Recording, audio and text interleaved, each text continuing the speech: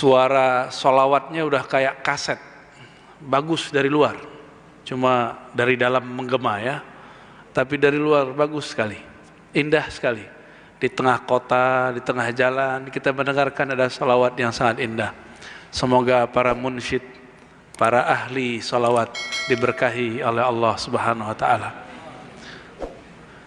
Tiada satu majlis jika disebut di situ nama Rasulullah, melainkan majlis ini harum sampai ke langit sana.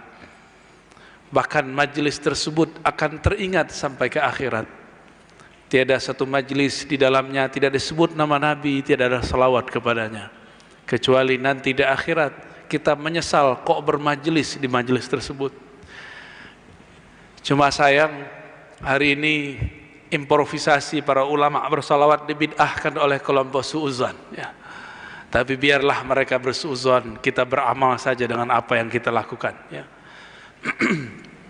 Mereka bersuuzon mengatakan baca Barzanji, baca Diba, Simtud Duror ini syirik karena dalamnya muji-muji Nabi. Dia puji-puji Syekh Albani, kita nggak masalahin ya. Kenapa kita puji Nabi kita dimasalahkan? Dia puji-puji imamnya, kita tidak masalahkan. Tapi kita puji baginda Nabi SAW, dianggap itu syirik. Mereka tidak bisa membedakan antara memuji dengan menyembah, dua hal yang sangat berbeda.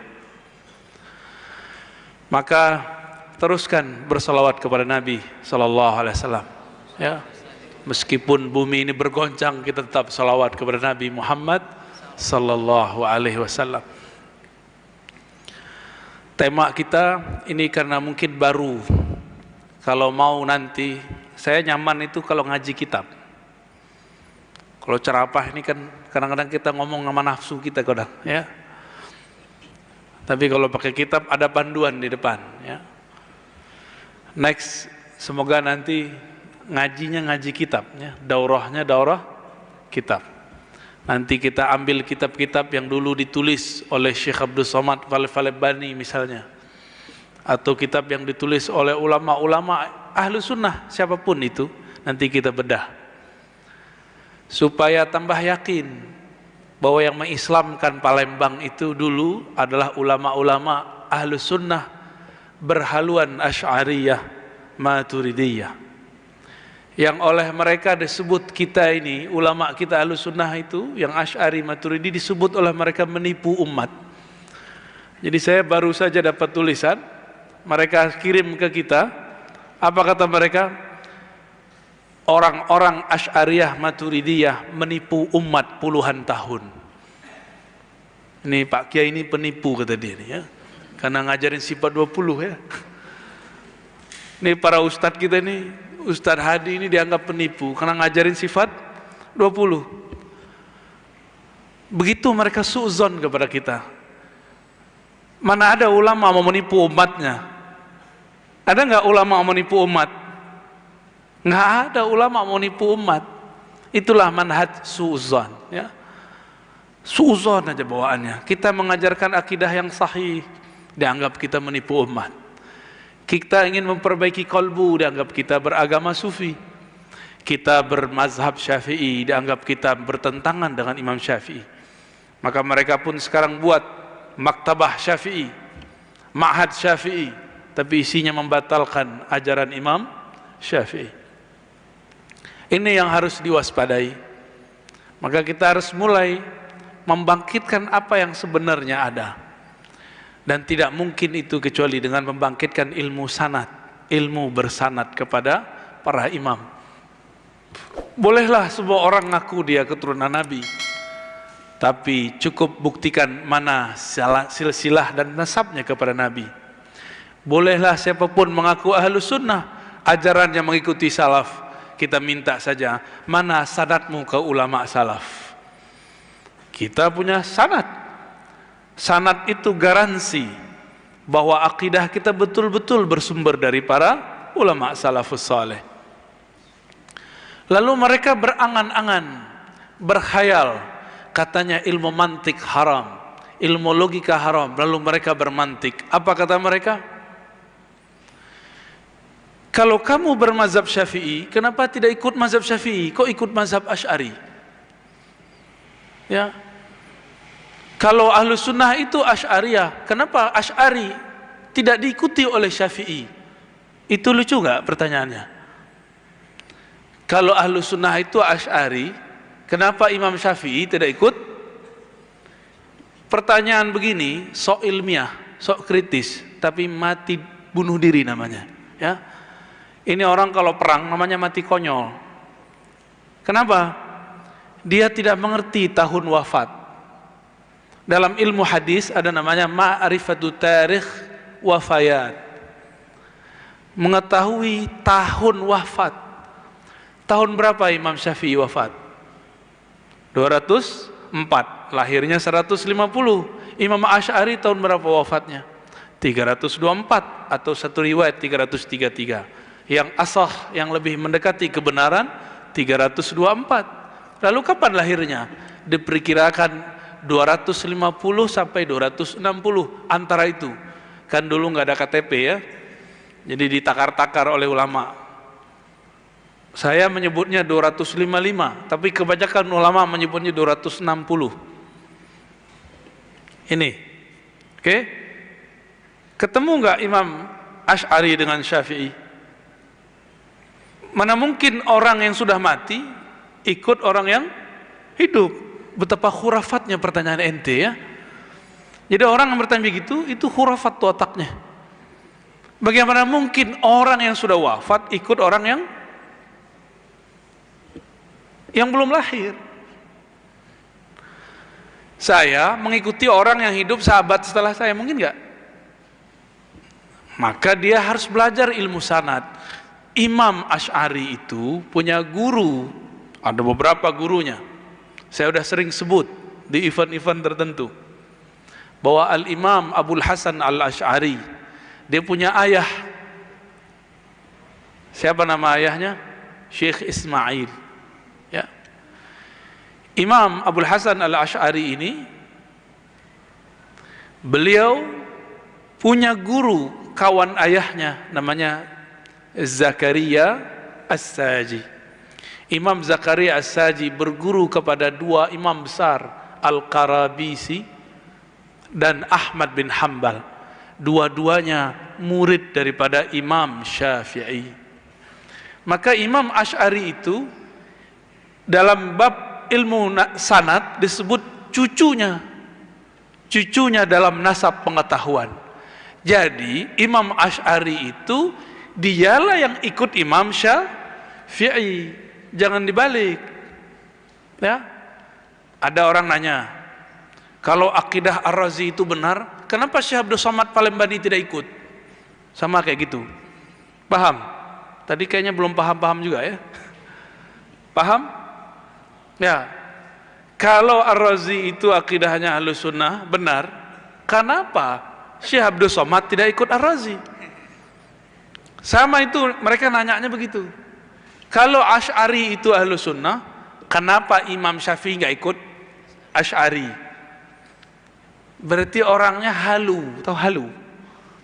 Dia masih membayangkan Imam Syafi'i itu hidup setelah atau sezaman dengan Imam Asy'ari. Itulah akidah al-haluwiyah, ya. Ngayal aja dia ya.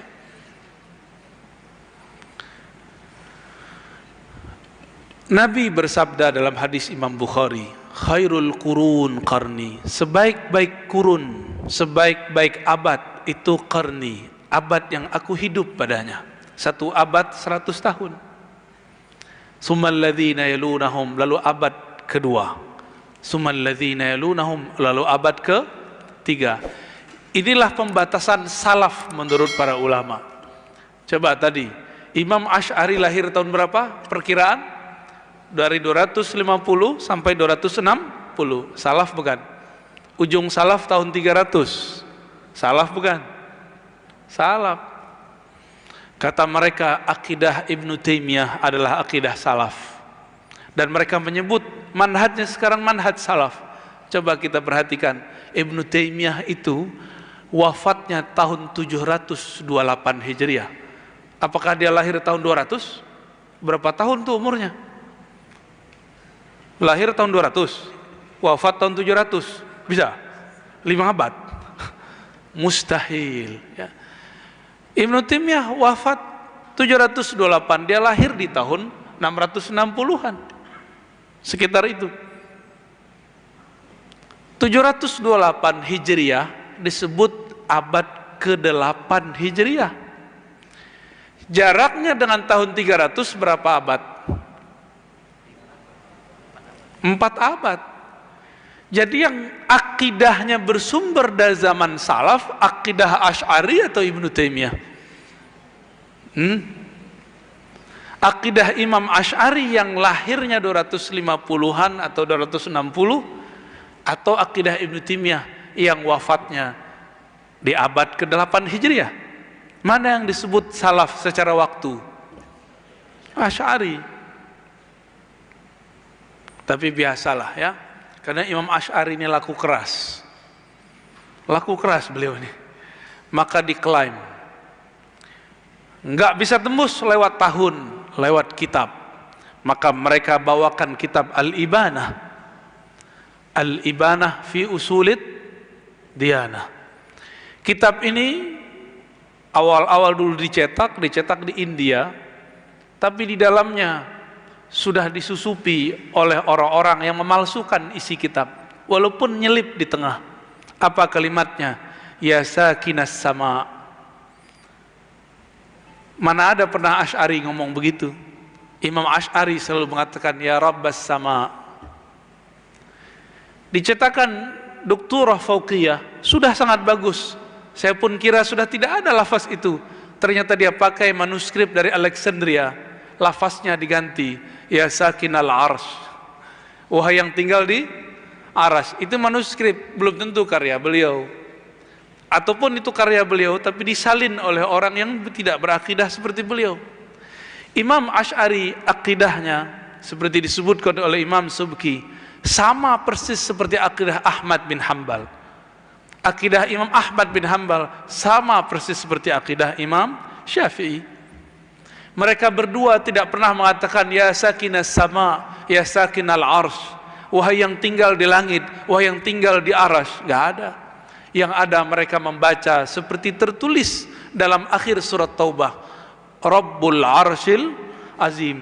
Jadi mereka menulis ya Rabbal Arsy, bukan ya Rabbas sama, ya sakinal arsy. Jadi satu huruf, satu kata diganti, kata Rabbah menjadi sakin. Oleh Imam Sya'rani ini disebut dengan madsus, kitabnya disisipi. Ternyata Imam Sya'rani di masa hidupnya kitab dia sudah disusupi orang, karena dulu buku tidak ada copyrightnya, nggak ada PDF-nya dulu ya, nggak bisa masuk Google dulu. Terus gimana? Dulu buku itu disalin, siapapun bisa menyalin. Maka para ulama kita memutuskan untuk kembali kepada murid-murid Imam Asy'ari. Dicarilah Imam Ibnu Mujahid, dicari kitabnya. Tidak ada beliau meriwayatkan bahwa Imam Asy'ari mengatakan ya sakinal sama, ya sakinal arsy, wahai yang tinggal di langit yang di arsy. Dicari lagi murid Ibnu Mujahid, murid Imam Al-Bahili. Jadi Imam Asy'ari ini punya murid banyak. Ada Ibnu Mujahid, ada Al-Bahili, Abul Hasan Al-Bahili. Gimana? Pusing nyebut nama dari tadi ya? Gak apa-apa, antum kan ada rekaman yang tertonton aja lagi. Abul Hasan Al-Bahili punya murid 3. Ibnu Furak Al-Isfaraini. Satu lagi, ada yang tahu? Al-Baqillani, yang paling alim nih Baqillani ya. Ini mereka dapat gelar macam-macam ini. Kemarin gelar itu dikasih ke saya waktu di Pekanbaru ya, tapi beda-beda tipis. Cuma kita merasa tidak pantas dapat gelar itu ya. 3 imam ini punya risalah, punya buku, punya kitab. Ibnu Furak menulis kitab Maqalatul Imam Abul Hasan Al-Asy'ari, tidak bertemu lafaz ya sakinal arsy, ya sakinas sama. Imam Isfaraini punya kitab Imam Baqillani punya kitab, tidak bertemu satupun lafaz redaksi ya sakinal arsh. Jika murid mengatakan tidak ada, lalu ada buku yang muncul belakangan, yang disalin belakangan, bukan disalin langsung oleh muridnya, menyebutkan lafaz yang berbeda dengan ajaran sang guru, mana yang diikuti? Tentu ikuti murid, bukan salinan yang bermasalah itu. Nah, mereka mencoba mengadu kita pakai kertas, bukan pakai sanad. Giliran kita uji akidah dia, pendirian dia dengan gurunya, gurunya pun dia tinggalkan. Satu kali saya menguji mereka dengan kitab Ar-Ruh karya Ibnu Qayyim, bahwa Ibnu Qayyim bilang kirim Fatihah sampai kepada mayit, baca Fatihah di kubur boleh. Gimana? Oh, mereka bilang, oh ini enggak benar. Yang nulis siapa? Ibnu Qayyim. Ibnu Taimiyah punya wirid Fatihah arba'ina marrah ba'da subuh. Baca 40 kali Fatihah setelah subuh. Bahkan di kitab Al-Wabilus Shayyib belum membacanya dari pagi sampai tengah siang. Lalu ditanya oleh muridnya, wahai Tuan Syekh Ibnu Taimiyah, kenapa engkau zikir sepanjang itu? Apa jawaban beliau? Zikir itu adalah sarapanku. Jika aku tidak sarapan, maka jiwaku lemah. Kalau ada sekarang orang di Masjid Agung nih, sholat, habis itu zikir panjang-panjang seperti As-Sammani. Oh, dibilang apa nanti? Dibilang gila, ya. Dibilang ahli bid'ah. Mereka nggak terima. Jadi kalau adu-adu kitab, ayo ente adu imam kita sama kitab, ayo kita adu imam ente sama kitab. Yang paling lucu apa? Mereka mengharamkan mantik, tapi mereka tidak sadar Ibnu Taimiyah membuat kitab mantik baru. Mantik anti mantik, namanya Ar-Raddu 'alal Mantiqiyin, menolak ahli mantik. Ada kaidah mantik, dia batalkan, lalu dia usulkan 4 kaidah baru. Sama aja buat mantik baru. Dia haramkan ilmu kalam, lalu dia berkalam-kalam dalam kitab Darut Ta'arud. Itu kitab tebal sekali, sampai mereka mentahzir sendiri kitab itu. Kitab imamnya ditahzir. Syekh Muhammad Hisan di Mesir yang baru-baru ini diadili, lalu saya nggak tahu apakah dia pura-pura mengakui akidah Asy'ari itu tidak, wallahu alam. Muhammad Hisan itu mengatakan, ngejek kitab Ar-Ruh. Adalah adri, gitu dia ngomong. Bagaimana mungkin? Masa si Ibnu Qayyim meriwayatkan riwayat-riwayat seperti ini? Riwayat mengenai bacaan Fatihah sampai kepada orang meninggal. Jadi mereka kalau beda dengan faham dia, imamnya pun ditinggalkan. Ya, kita ada riwayat yang sahih bahwa Imam Ahmad bin Hanbal awalnya melarang orang baca Fatihah di kubur, lalu dia bolehkan. Mereka nggak percaya. Padahal itu diriwayatkan oleh Imam Al-Lalikai, diulang kembali oleh Ibnu Qayyim Al-Jauziyah. Mereka nggak percaya, suka ngadu-ngadu. Pas kita adu-adu juga nggak bisa kuat juga. Ya, saya sekarang sedang mereka bunuh karakter saya. Dengan cara apa? Diadu dengan Syekh Albani. Ya, gimana cara jawabnya? Apa kata mereka? Siapa ente? Mana karya ente? Albani nulis, ente mana tulisan?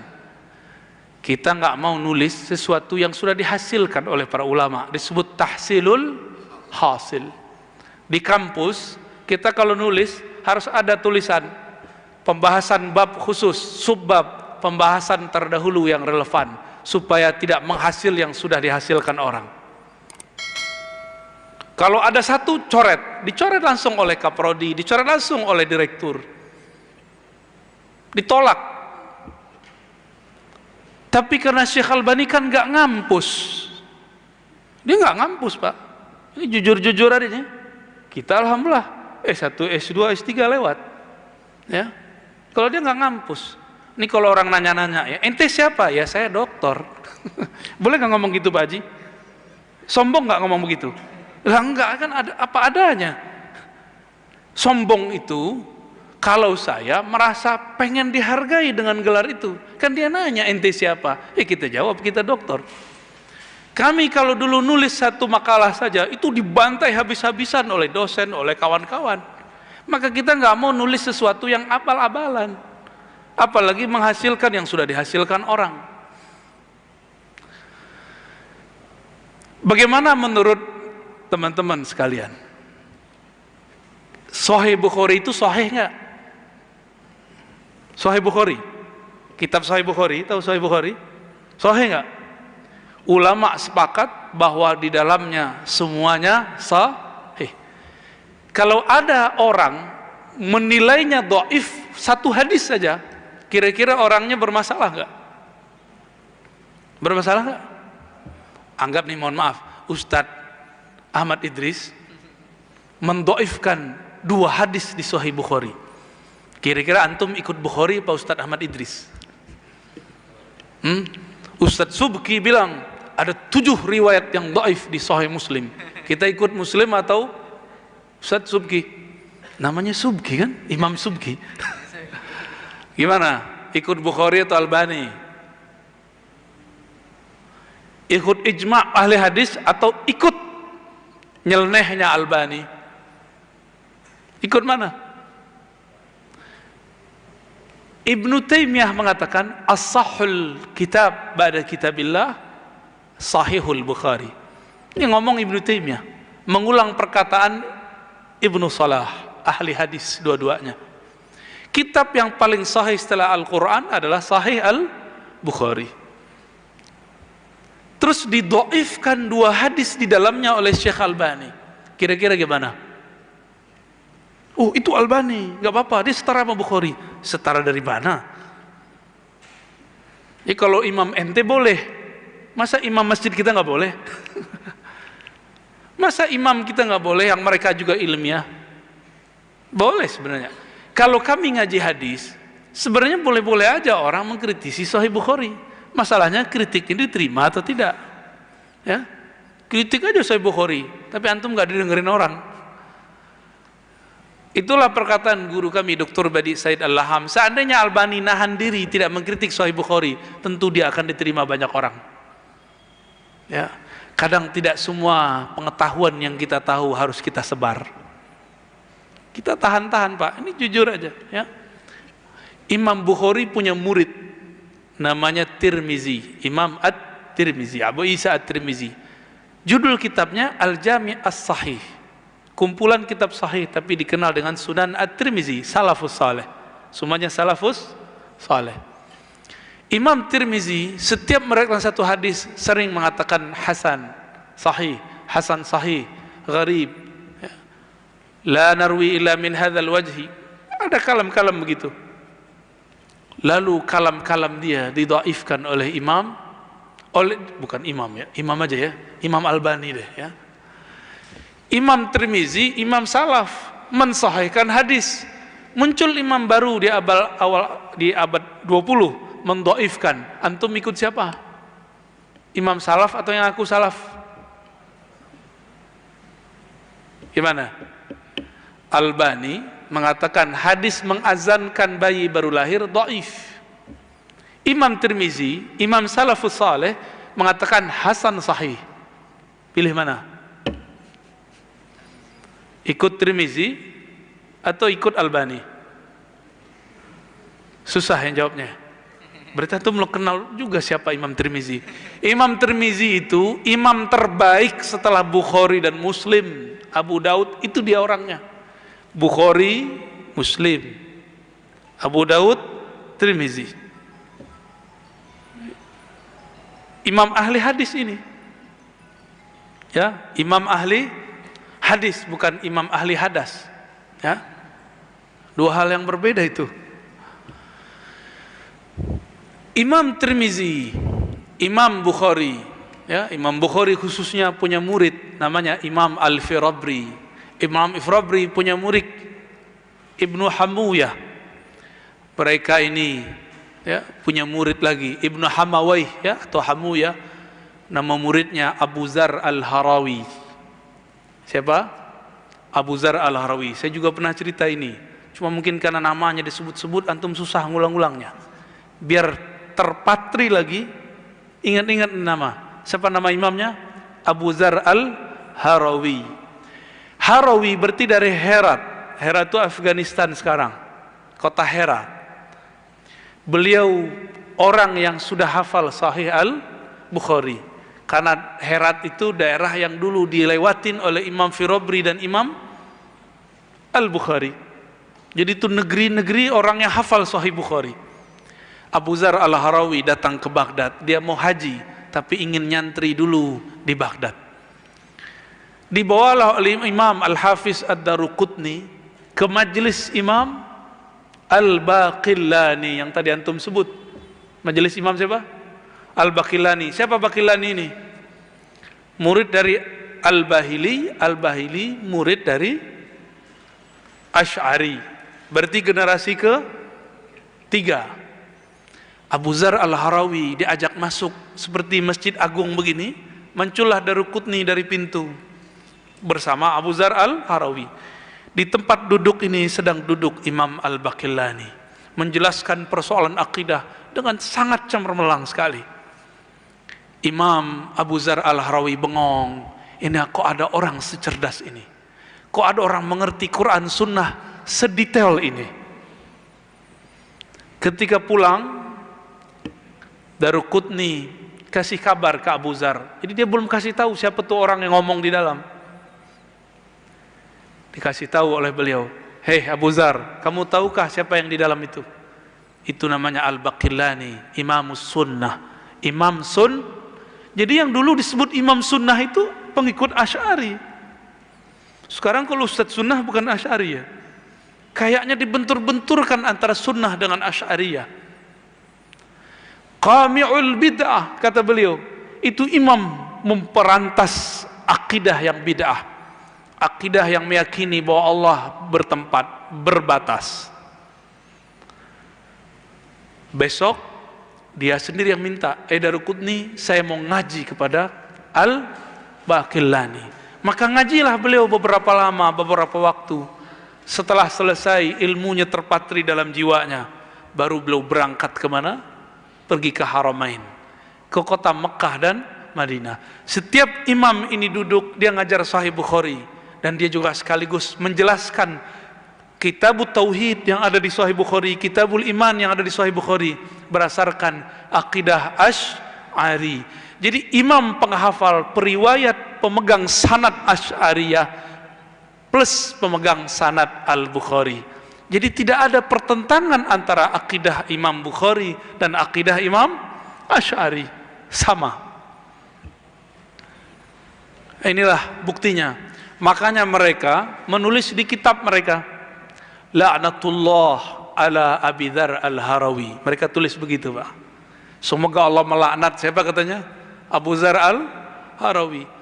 Beliau ngajar, orang Maroko datang, orang Dimash datang, Yaman datang, dari mana datang.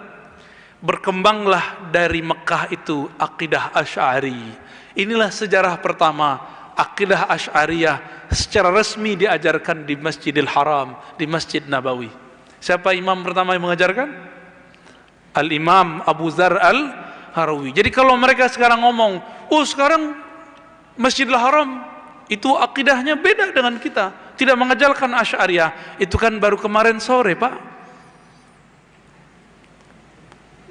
Haramain baru dikuasai 1924. Negara Saudi resmi diganti namanya di Saudi setelah tahun 1930-an. Digabung dua negeri, dua mamlakah. Baru diusir ulama kita, nggak boleh ngajar di Masjid Nabawi, di Masjidil Haram tahun 80-an ke sini. Hitung saja 80 ke sini, udah berapa tahun berarti? Terakhir yang ngajar Said Muhammad Al-Alawi Al-Maliki. Saya yakin murid-muridnya banyak di Palembang. Ya. Said Muhammad dituduh musyrik dan taghut oleh Bin Bas dan muridnya Ibnu Mania. Makanya jangan heran kelompok-kelompok suuzon itu sekarang menyebut imam kita, guru kita Said Muhammad dengan sebutan taghut. Apa arti taghut? sesembahan selain Allah. Berarti dia gak ngerti kitabnya Sayyid Muhammad. Gak usah jauh-jauh kitab yang paling terkenal, Mafahim Yajibu an Tusaha. Di situ tidak ada dia boleh jadi taghut. Malah mengajarkan tauhid dengan jelas. Jadi suuzon dulu, emang begitu, nggak mau baca, emang minat bacanya kurang. Coba dia baca aja tuh kitab.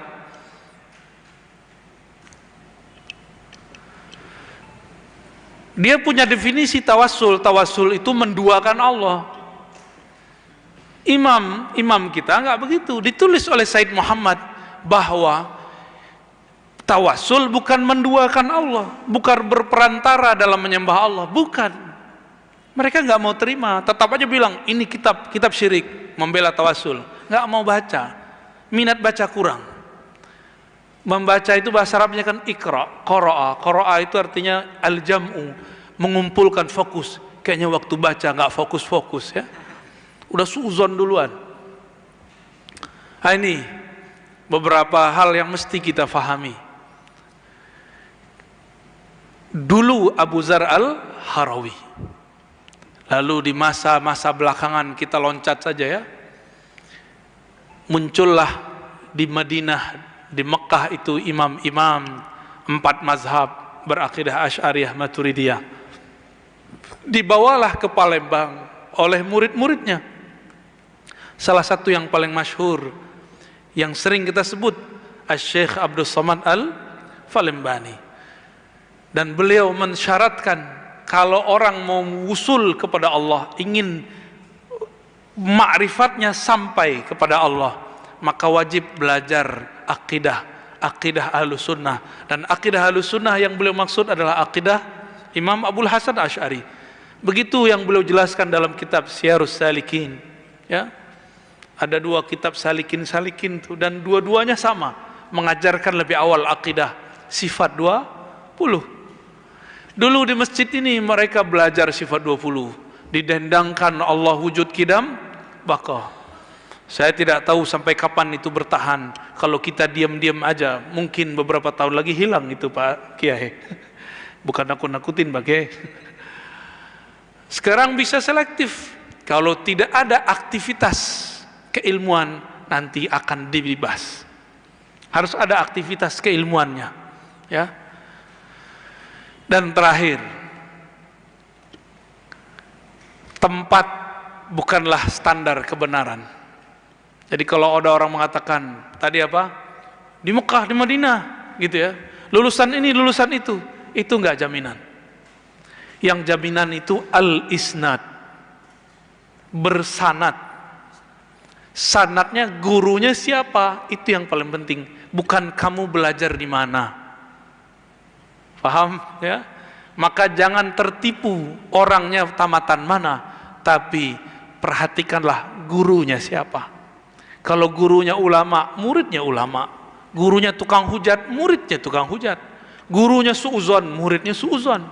Gurunya wali, muridnya pasti wali. Wassallallahu ala Muhammad. Kira-kira itu ya. Wallahu a'lam.